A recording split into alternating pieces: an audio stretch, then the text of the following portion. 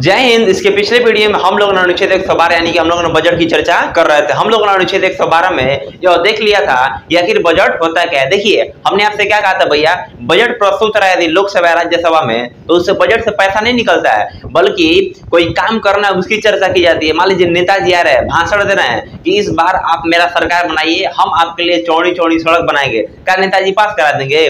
Budget सिर्फ भाषण देना काम आता है, यानी कि सिर्फ बताया जाता है कौन कौन काम करना है, बजट से पैसा नहीं निकलता है। इसकी चर्चा हमने पिछले वीडियो में कर दिया है। अब आपका आता है अनुच्छेद 113। अनुच्छेद 113 में कहा गया है प्राक्कलन की चर्चा की है। प्राक्कलन, अब ये प्राक्कलन क्या होती है भैया, तो इसको समझिए। बजट में क्या बताया गया कि कौन कौन सा काम करना है, अब जो काम करना है उसके पीछे कितना पैसा खर्चा होगा, इसकी चर्चा अनुच्छेद 113 में की गई। यानी कि प्राक्कलन आंका जा रहा है कि इस काम को करने में कितना पैसा लगेगा।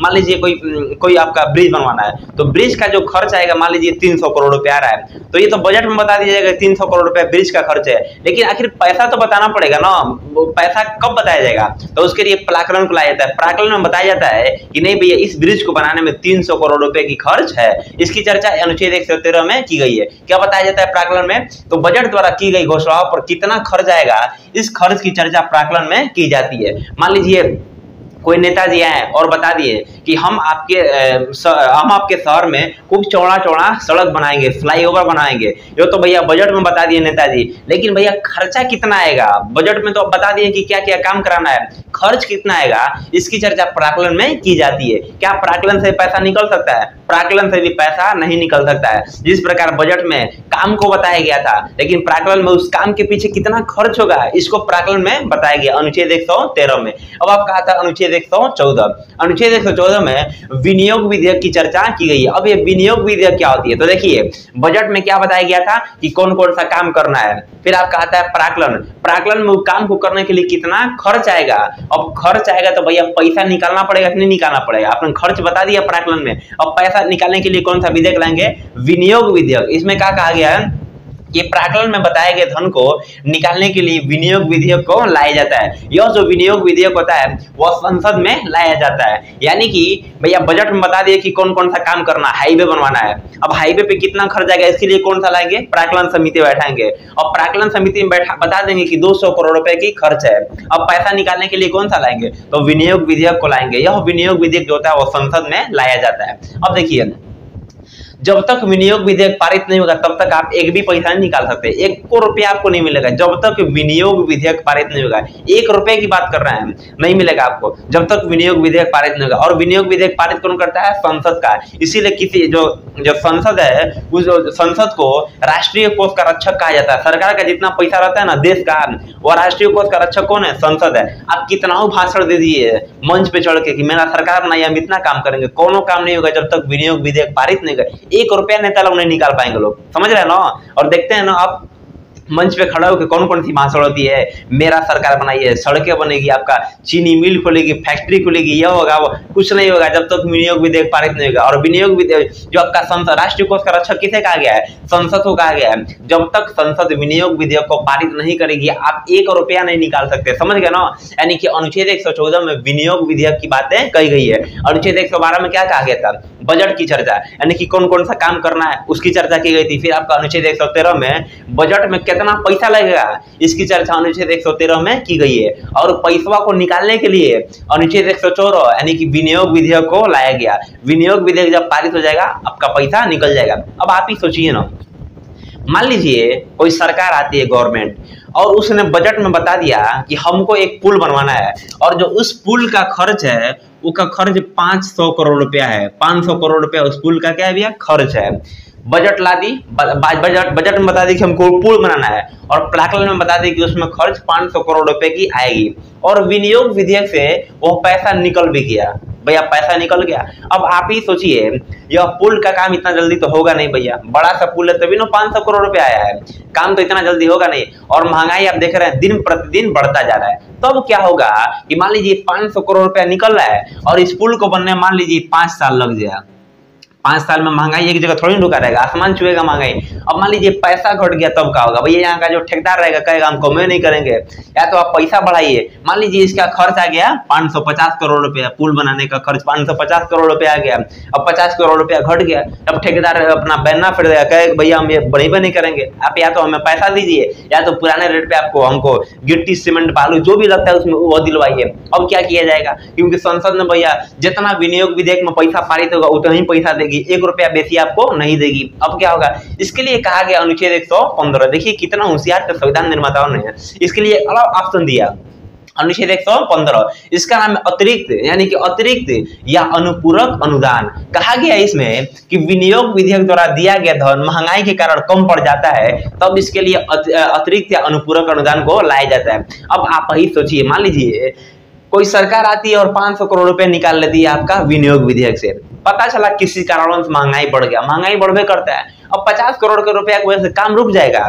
तो काम रुके ना, इसलिए क्या किया जाता है, विनियोग या अतिरिक्त या अनुपूरक अनुदान को लाया जाता है। क्या कहा गया इसमें, जिस कारण काम रुक जाता है इसलिए काम न रुके, इसीलिए अतिरिक्त या अनुपूरक अनुदान को लाया जाता है, काम नहीं रुकना चाहिए। अब यहीं पर भैया पॉलिटिक्स खेला जाता है। पॉलिटिक्स कैसे खेला जाता है, मान लीजिए कोई पार्टी है ए, नाम हम नहीं लेंगे, कोई पार्टी है ए, उसने कोई आपका विनियोग विधेयक से पैसा पारित करा लिया सड़क के लिए, 2000 करोड़ रुपया मतलब पास करा लिया विनियोग विधेयक से। पता चला कि ये सड़क बनने लगी, सड़क इतना छोटा मोटा है नहीं कि जितना जल्दी बन जाएगा।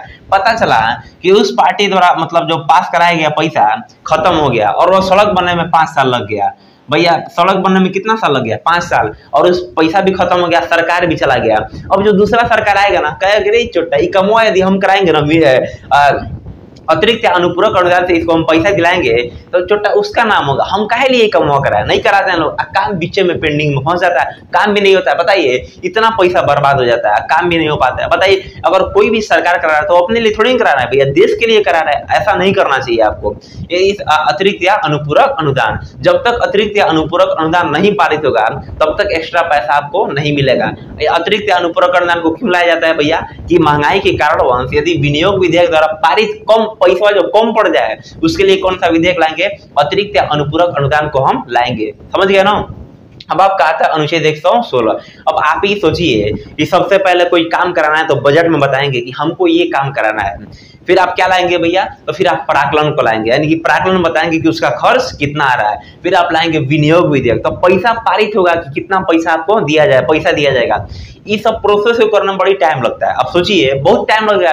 अब मान लीजिए कोई गवर्नमेंट है, उसको अचानक कोई काम कर देना, जैसे मान लीजिए आप कोरोना में देखबे किए हैं कि आप ऑक्सीजन का बहुत ज्यादा अभाव हो गया था, तो ऑक्सीजन फैक्ट्री बैठानी पड़ी थी। अब आप ही सोचिए कि मान लीजिए यह बात अगर संसद में गया रहता तो बहुत भैया टाइम लगा होता। कैसे टाइम, पहले बजट प्रस्तुत करते, फिर आपका प्राक्कलन लाते, फिर आपका विनियोग विधेयक लाते, बहुत ज्यादा मतलब टाइम लग जाता है, तो टाइम लग जाता है बहुत ज्यादा। इसके लिए क्या कहा गया, मान लीजिए कोई इमरजेंसी काम पड़ जाए, जैसे आपको ऑक्सीजन का फैक्ट्री बैठाना, उसके लिए क्या किया जाएगा, लेखानुदान, यानी कि इमरजेंसी कोई काम पड़ जाए तो ये सबको लाने की कोई जरूरत नहीं है, बाईपास सब कर लीजिए, बाईपास मतलब छोड़ दीजिए, ये सबको लाने की कोई जरूरत नहीं है। इसके लिए कौन सा लाएंगे, लेखानुदान लाएंगे। क्या कहा गया इसमें, विनियोग विधेयक को पारित कराने में सरकार को समय लगता है, सरकार को काम जल्दी से कराने के लिए एडवांस पैसा निकाल लेती है, उसी को हम लेखानुदान कहते हैं। ऐसी बात नहीं है। देखिए कहा गया इसमें, मान लीजिए कोई काम एकदम इमरजेंसी पड़ जाए, उस समय ना आप बजट जाके दिखाएंगे, फिर प्राक्कलन दिखाएंगे, फिर विनियोग पारित कराएंगे। भैया इमरजेंसी काम आप पैसा लेके करा लो ना, देश के लिए, आखिर देश के हित में नहीं हुआ है काम, वो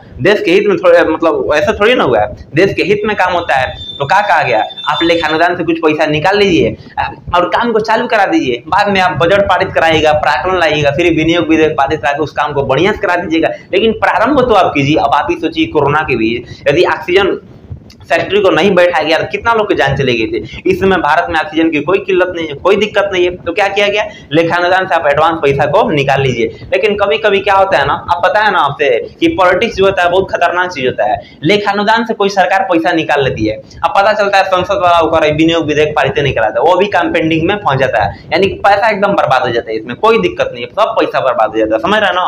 ये आपका था अनुच्छेद 116। अब आपका था अनुच्छेद 117। अनुच्छेद 117 में वित्त विधेयक की चर्चा की गई, यानी कि फाइनेंशियल बिल की चर्चा की गई है। अब ये वित्त विधेयक क्या होता है भैया, तो समझिए कहा गया है कि आगामी वर्षों में किया जाने वाला विकासात्मक कार्य को हम फाइनेंशियल बिल कहते हैं।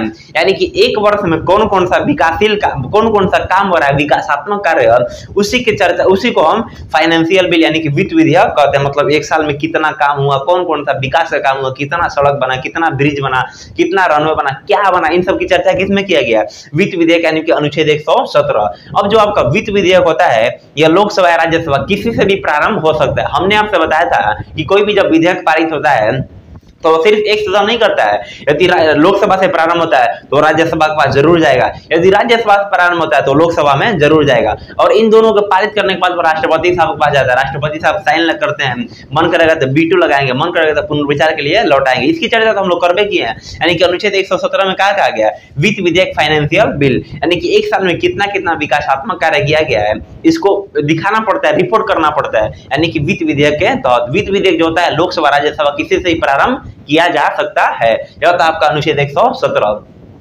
आप हमारे साथ निरंतर बने रहिए। यदि हमारे वीडियो आपको अच्छे लगे तो वीडियो को लाइक कीजिए और हमारे चैनल को सब्सक्राइब कीजिए। मिलेंगे नेक्स्ट वीडियो में, तब तक के लिए जय हिंद।